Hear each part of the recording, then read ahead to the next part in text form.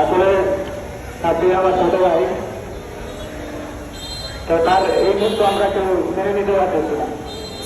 তাকে যেভাবে হাতের উপরে ফুটিয়ে নির্মমভাবে হত্যাকাণ্ড করে আবার ছাদের থেকে নিচে ফেলে দেওয়া হয়েছে, তার হত্যাকে কনফার্ম করার জন্য, লাশকে গোপন করার জন্য 2 বিল্ডিং এর মাঝখানে তাকে ফেলে দেওয়া হয়।